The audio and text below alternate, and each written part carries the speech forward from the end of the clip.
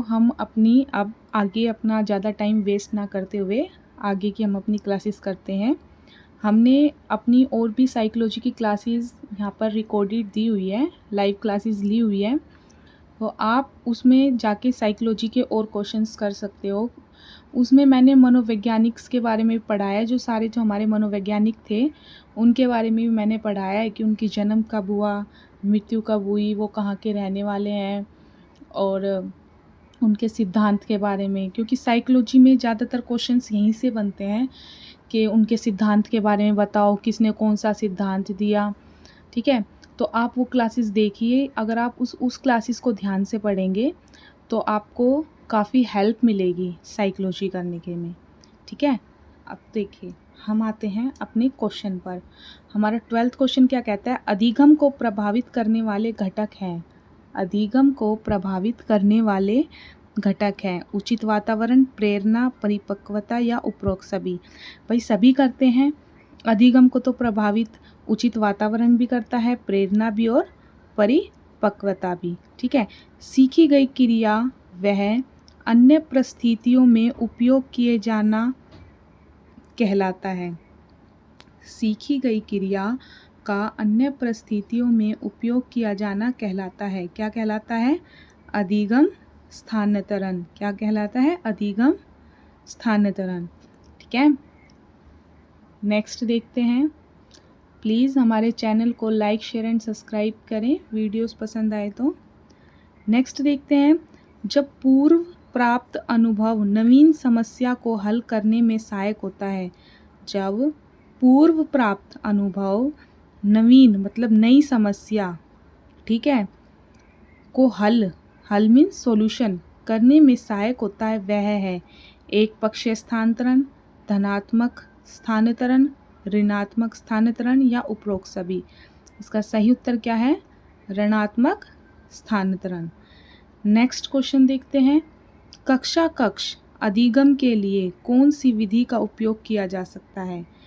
कक्षा कक्ष अधिगम के लिए कौन सी विधि का प्रयोग किया जा सकता है? वाद विवाद विधि, प्रयत्न व त्रुटि विधि, अवलोकन विधि या उपरोक्त सभी। तो इसमें सभी आएगा। ठीक है, वाद विवाद भी, प्रयत्न व त्रुटि विधि भी, अवलोकन विधि भी। ठीक है, तो अब आइए 16 क्वेश्चन पढ़ रही हूँ। 16 क्वेश्चन देखिए।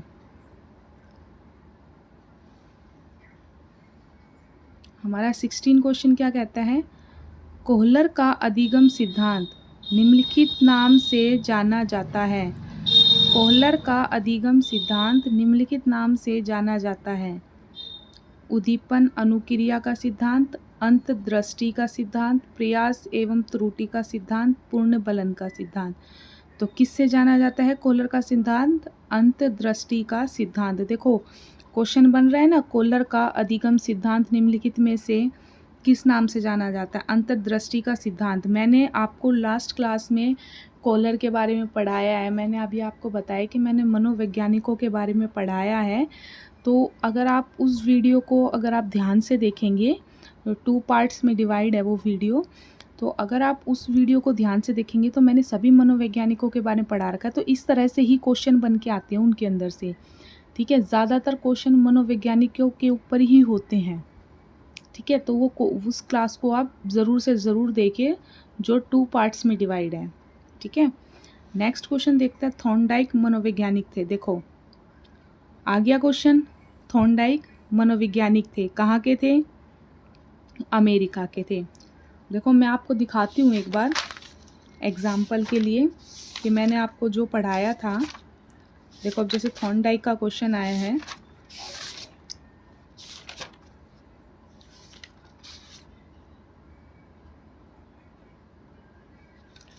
देखो अभी वहाँ आ गया था ना थॉर्नडाइक कहाँ। तो देखो यहाँ पर थॉर्नडाइक की नागरिकता कहाँ की है? अमेरिका की है। ठीक है, E.L. थॉर्नडाइक कहाँ की नागरिकता है? संयुक्त राज्य अमेरिका की। और यहाँ पर क्वेश्चन क्या बना था हमारा?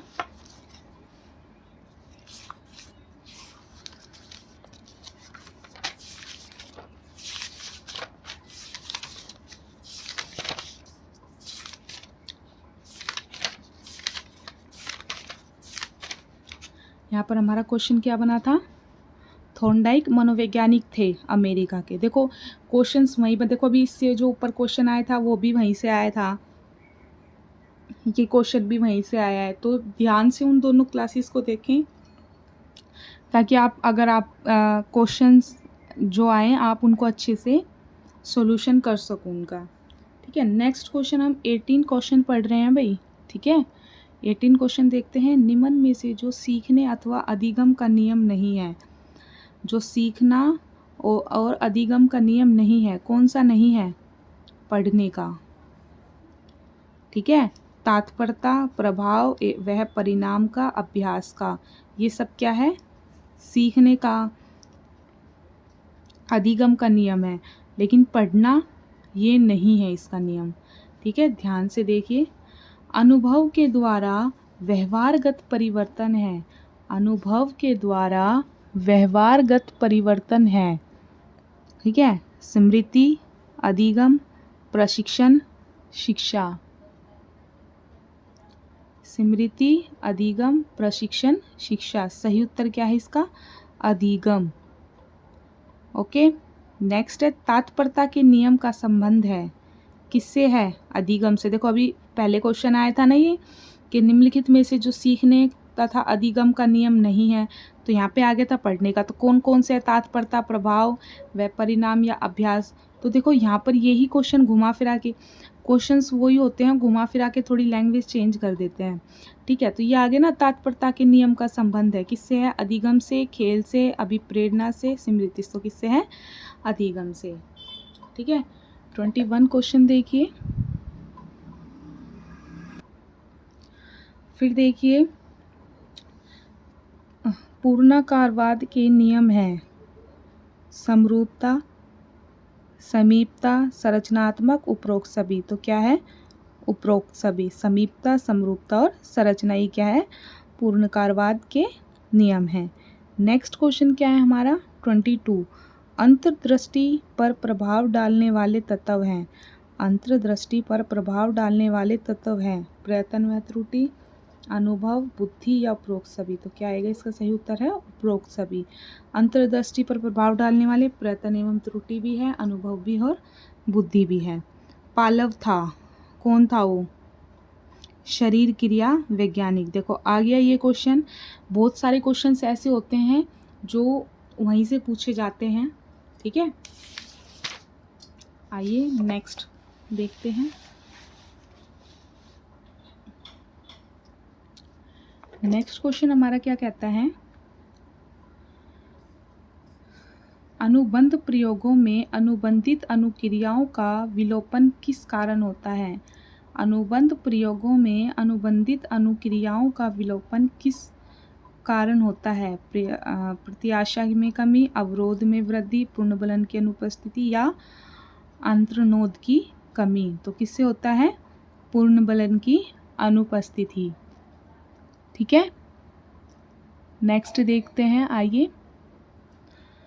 अनुभव एवं प्रशिक्षण द्वारा व्यवहार परिवर्तन को अधिगम कहते हैं। अधिगम की यह परिभाषा दी गई, किसने दी थी भैया, अधिगम की परिभाषा गिलफर्ड ने दी थी।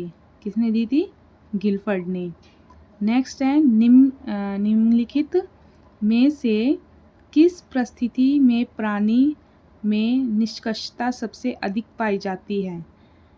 किस में पाई जाती है, अर्जित निसहायता में। ठीक है, अर्जित निसहायता में।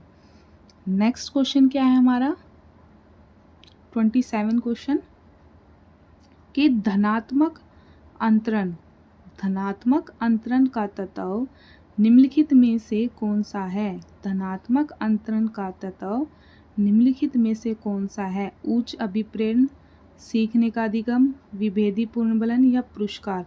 तो कौन सा है, सीखने का अधिगम।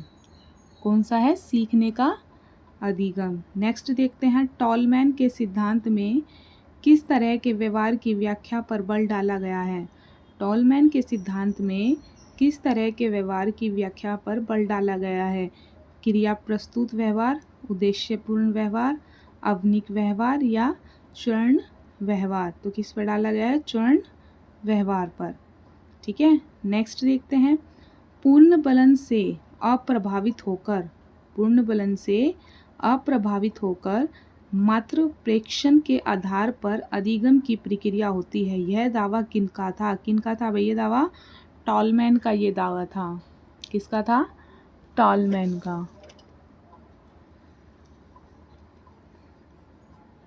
नेक्स्ट क्वेश्चन देखते हैं, पॉलव ने अधिगम का जो सिद्धांत प्रतिपादित किया था, पॉलव ने अधिगम का जो सिद्धांत प्रतिपादित किया था वह है, कौन सा है? आत्मीकरण, अनुकूलित अनुक्रिया, आंशिक क्रिया, बहुक्रिया। तो कौन सा है? अनुकूलित अनुक्रिया। ओके, नेक्स्ट क्वेश्चन हमारा क्या कहता है? 31 क्वेश्चन देखते हैं।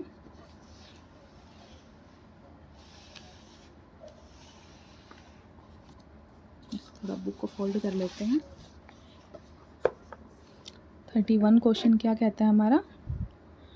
निम्न में से पूर्ण कारकवाद, निम्नलिखित में से पूर्ण कारकवाद के नियमों में से जो संबंधित नहीं है वह है, क्या है? समरूपता, निरंतरता, समीपता या विरूपता। क्या है इसका सही उत्तर? विरूपता। ठीक है, नेक्स्ट क्वेश्चन देखते हैं, यदि गणित का अधिगम भौतिक के अधिगम में सहायक हो तो यह है, यदि गणित का अधिगम भौतिक के अधिगम में सहायक हो तो यह है, क्या है? शून्य स्थानांतरण, लंबवत स्थानांतरण, सकारात्मक स्थानांतरण या डी नकारात्मक स्थानांतरण। तो इसका सही उत्तर क्या है? सकारात्मक स्थानांतरण। नेक्स्ट क्वेश्चन पे आते हैं 33, पॉलव के अनुबंधन प्रयोग में भोजन के पूर्व उपस्थिति ध्वनि को क्या कहते हैं? पॉलव के अनुबंधन प्रयोग में भोजन के पूर्व उपस्थिति ध्वनि को क्या कहते हैं? अनुबंधित उद्दीपक, अनानुबंधित उद्दीपक, विलंबित उद्दीपक या ध्यवनात्मक उद्दीपक। क्या कहते हैं? अनुबंधित उद्दीपक। नेक्स्ट क्वेश्चन देखते हैं। नेक्स्ट क्वेश्चन हमारा है, एक विकलांग बालक अत्यधिक परिश्रम करके कक्षा में प्रथम आने का प्रयास करता है। कि जो एक विकलांग बच्चा होता है वो बहुत ज़्यादा परिश्रम, मतलब बहुत ज़्यादा मेहनत करके कक्षा में प्रथम फर्स्ट पोजीशन पर आने का प्रयास करता है। इसे किस प्रतिरक्षक प्रणाली में रखेंगे? किस प्रतिरक्षक प्रणाली में रखेंगे इसको? पुष्टिकरण, प्रक्षेपण, प्रतिगमन या क्षतिपूर्ति। किस में रखेंगे? क्षतिपूर्ति में। ठीक है, तो फ्रेंड्स हम अपनी आज की क्लास को यहीं पर फिनिश करते हैं। ठीक है, मैं आप लोगों को बताना चाहूँगी कि कल मैं आपके साथ डिस्कस करूँगी सभी के सिद्धांत, जो उन्होंने प्रयोग किए हुए हैं, जिस मनोवैज्ञानिक ने प्रयोग किए हुए हैं उनके बारे में कल मैं आपके साथ डिस्कशन करूँगी। अगर आप चाहते हैं कि हाँ डिस्कशन उनके ऊपर होना चाहिए तो आप मुझे प्लीज़ कमेंट्स में बताइए, वरना मैं अपनी आगे की MCQs की सीरीज़ को ही कंटिन्यू रखूँगी। आप हमें कमेंट्स में बताएंगे कि मैम वो स्टार्ट करना है या नहीं, वरना मैं अपनी MCQ की सीरीज़ को ही स्टार्ट रखूँगी, यही मैं आपको कराऊँगी। ठीक है, और आपको हमारे चैनल पर सभी GK, Haryana GK, national GK और सभी गवर्नमेंट जॉब अपडेट्स मिलेंगी। और आपको साइकोलॉजी में आपको पढ़ा ही रही हूँ, और साइकोलॉजी की आपकी और भी क्लासेस हैं, आप उनको भी देखिए। ठीक है, और हमारे चैनल को लाइक करें, शेयर करें एंड सब्सक्राइब करें और अपने दोस्तों को भी कराएं। और अगर आपको हमारी ये वाली वीडियो पसंद आई हो तो हमारी वीडियोस को लाइक करें, और हमारी जो भी वीडियोस हैं आप देखें। आपको अगर वो पसंद आए तो प्लीज़ हमारे चैनल को भी लाइक करें, शेयर करें एंड हमारी वीडियोस को लाइक करें। Okay, thank you so much.